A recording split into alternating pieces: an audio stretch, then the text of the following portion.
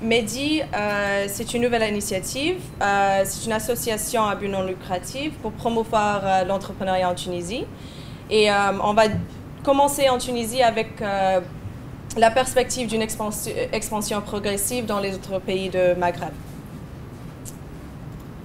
Notre vision, c'est de créer un écosystème entrepreneurial cohérent dans les pays maghrébins qui conduit à la création d'emplois. Parce qu'on sait très bien que l'entrepreneuriat ne conduit pas tout de suite à l'emploi si on n'a pas l'écosystème, l'environnement qui va emmener ça. Alors, notre mission, c'est de rationaliser l'écosystème de l'entrepreneuriat à travers la coordination, le partage des infos, la promotion des synergies entre tous les acteurs variés de l'écosystème. Et on va aussi développer des réseaux qui favorisent la création des projets innovants à travers le marché du Maghreb et promouvoir l'esprit entrepreneurial partout dans la région. Alors, notre démarche est très simple, c'est de commencer avec la recherche pour identifier les obstacles et les opportunités dans l'écosystème entrepreneurial en Tunisie et après dans la région. Cette recherche va emmener des résultats, on espère, pratiques pour les acteurs qui sont opérationnels dans l'écosystème. On va convoquer des réunions, des petites tables rondes un peu comme ça pour regrouper tous les acteurs variés, les banquiers, les investisseurs, les étudiants, les entrepreneurs même, pour discuter les résultats. Éventuellement, on aimerait bien sortir des recommandations pour vraiment comment est-ce qu'on peut améliorer l'environnement des affaires en Tunisie, comment est-ce qu'on peut faire des propositions pour le cadre réglementaire ou juridique pour vraiment faciliter un peu le processus. Alors, je vais très vite. Alors, ça, c'est... voilà.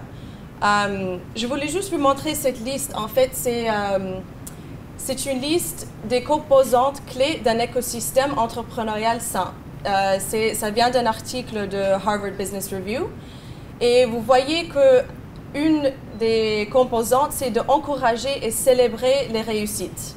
Alors, on a commencé cet événement, quand on a commencé à planifier cet événement, c'était les success stories. Tu sais, d'inviter des entrepreneurs qui ont réussi dans la création. Mais plus intéressant pour nous, c'est aussi d'inviter des gens qui ont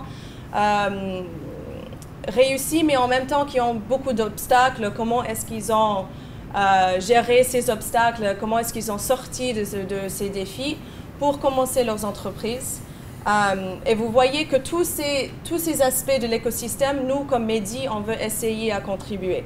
Impliquer le secteur privé, modifier les normes culturelles, éliminer les obstacles réglementaires, adopter une législation favorable, mettre l'accent sur les pôles et les incubateurs, soumettre des programmes de financement aux rigueurs du marché et approcher l'écosystème de l'entrepreneuriat dans son ensemble. Je pense que ça, c'est le point le plus important, c'est qu'on ne peut pas avoir un écosystème qui marche bien si on approche seulement chaque acteur différemment. Il faut regrouper tous les acteurs pour vraiment discuter et évoquer les défis et comment est-ce qu'on peut améliorer ensemble. Alors voilà, ça c'est un peu l'idée de l'adhésion de Medi. On veut, comme je viens de vous dire, regrouper les acteurs variés, des ONG, des sociétés multinationales, les petits startups, les PME, les chambres de commerce, vraiment pour lancer cette discussion. Et Medi, comme membre de Medi, pour vous, ça devient une ressource pour tous les acteurs. C'est aussi un facilitateur de networking, de rencontrer des gens, de mettre ensemble les investisseurs, les entrepreneurs, les chercheurs, les universitaires, les étudiants. Et aussi un conseiller. Éventuellement, on aimerait bien vraiment prendre toute cette expérience et informer une plateforme très puissante pour faire le plaidoyer éventuel pour améliorer l'écosystème entrepreneurial.